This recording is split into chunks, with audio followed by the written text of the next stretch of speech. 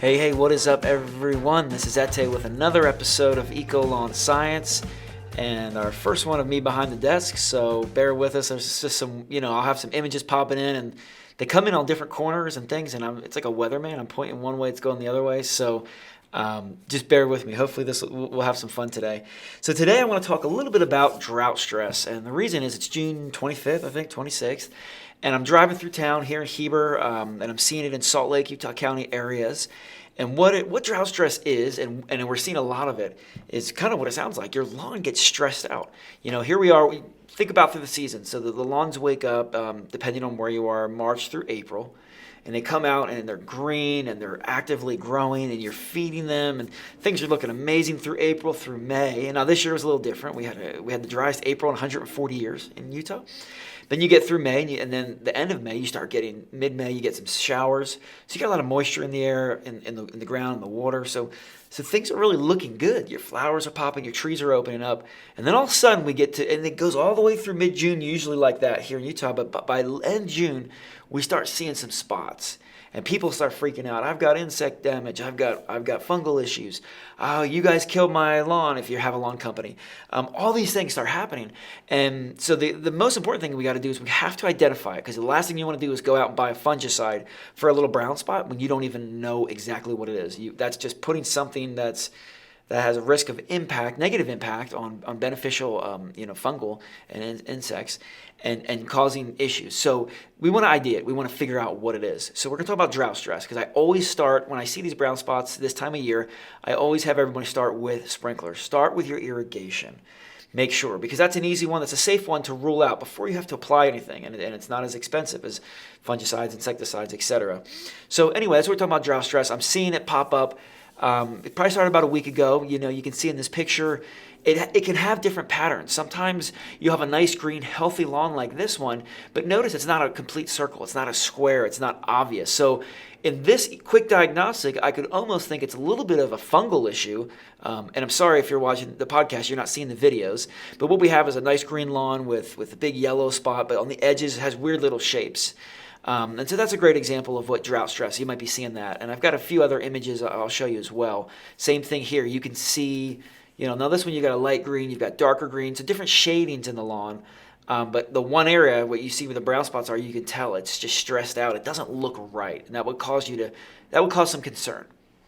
So yeah, I'll throw up some more images for you. But what I want to talk about with the drought stress is first figuring out what's happening, what's going on. And so normally it's just the excessive heat, because we've been in the 90s the last week. It popped up into the 90s, and it's been dry. That rain is short-lived in Utah. So here we are. So the lawns quickly can go from, looking green and amazing to stressed out and to looking sad and having them spots. And usually drought stress, you're not going to see an entire lawn go drought stress. It's just going to be little sections of the lawn. So I'm going to give you a quick overview and some things to look for that are going to contribute to drought stress and help you ID it, help you identify it. So the first thing, you're going to look at your thatch. Thatch is that organic dead debris in the soil. Then you could have over-excessive nitrogen, which is too much fertilizing and the wrong types of fertilizer, so synthetic, high-nitrogen fertilizers. Your mowing could be wrong. You could be mowing too low, which is very common. And then I'm going to share some ways that you can test. You can actually test and say, is this drought stress? So let's go ahead and jump in. So the first thing I mentioned was the thatch. So thatch is when you have this debris, this organic matter.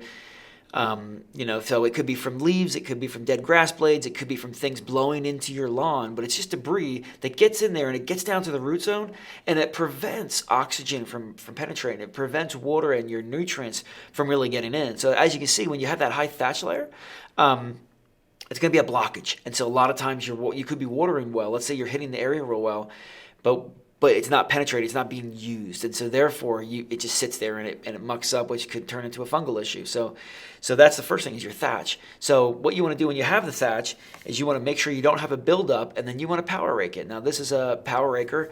It's just a little machine you can rent at Home Depot.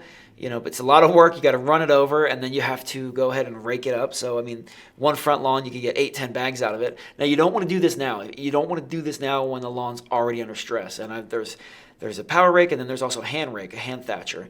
You want to thatch earlier, so in May, before the season goes into stress, you want to get all that junk out of there so it's ready for the season. So that's one thing that could contribute. The next thing is that high nitrogen fertilizer. A lot of people or companies, I mean, in our society in 2020, it's all about get it done fast and cheap.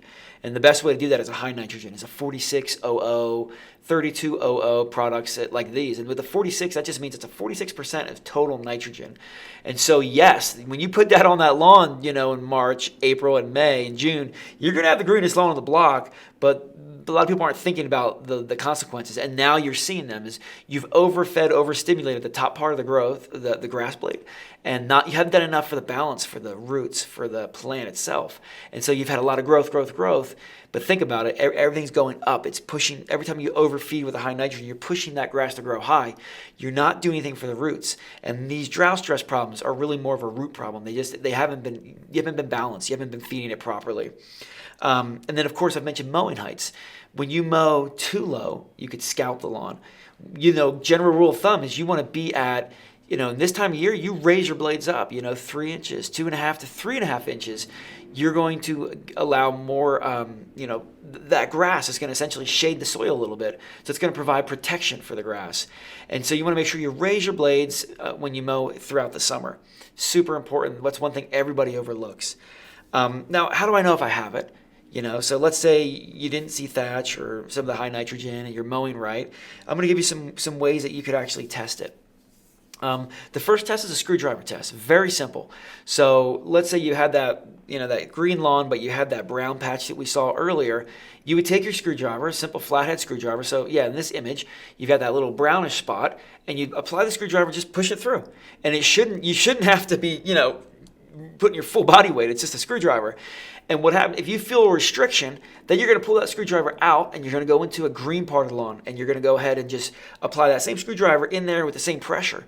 If you notice a difference, if it goes through the green really smooth, and if it was really hard, took a lot of force through the brown, that means your soil's drying out. That most likely it's a drought stress area, because if it was a fungal area, it would still be nice and consistent on the soil matter. Some other quick tests. There's a footprint test. So you could run across, run across that whole area, the area that you're worried about and the healthy areas. And if the grass stays matted down, if you see footprints, you're looking at drought stress. There's a crunch test. You just walk on it. Take off your shoes. Well, you can feel it with your shoes on. You walk across the lawn, and if you feel a crunch, if you feel, versus the nice areas and it's soft, you're looking at drought stress. There's a shade test. If your drought stress spot is in the sun and right next to it there's shade and that looks amazing, there's something telling you there. Again, you can, by using these, you're ruling out fungal. You're ruling out things. So some other quick tips for it. If you've identified it and you're saying, I do have drought stress, or you want to continue this process before, you want to make sure you can rule it out before you get to insect fungal damage. Here's some tips. Don't water every day. Okay, do not water every day. Common mistake. People water the wrong times. You want to be running your system very early in the morning, 2, 3 a.m. Have it wrap up around, 6, 7 a.m. or somewhere before that sun comes up at, before 9 or 10 o'clock. You want to move it to very less frequent but deeper watering. So instead of 10 minutes 5 days a week, or we'll say 6 days, 10 minutes 6 days a week, it's better to go 20 minutes 3 days a week. Does that make sense? So you want to make sure that you're putting more down when you water, but not as often. Because when you do it often, you're encouraging those roots to be shallow. They're just coming up for the food. You want it to go down and be deep. There are soil conditioners you can apply, wetting agents that companies or you can get for yourself. Products like Hydrotane, and I've done an episode on Hydrotane. You can go ahead and put that down. You have to put it down before drought season, before the stress comes. Revive, there's products like that. They're made from organic-based soil conditioners, humic acid, fulvic acids. And so you really, if you see these spots, you want to the last thing you want to do is, I got to fertilize it more because it's not green enough. That's actually going to add more injury to it. You want to make sure you're watering properly, not too much, not too little, but make sure when you're watering, it's actually having an impact. It's getting to where it needs to get to. So if it needs some correct soil, you're going to look at products like Essential Plus, humates, soil conditioners. You really want to focus on the soil in those areas and help bring it back, help revive it. And so that's my tip for today. I would say if you see these spots, start here. I always start with drought stress because usually around here, 8 times out of 10, it is drought stress. As you've seen, it can manifest itself different ways. It can look all kinds of different colors, different splotching, different patterns. But if you run through some of these tests and you check through the thatch, look at how you've fertilized it, look at how you've mowed the lawn, and then some of these tests I have, you can actually find out, what it is. So anyway, I hope that helps. Appreciate you guys for tuning in, and I'll see you on the next episode. Thank you.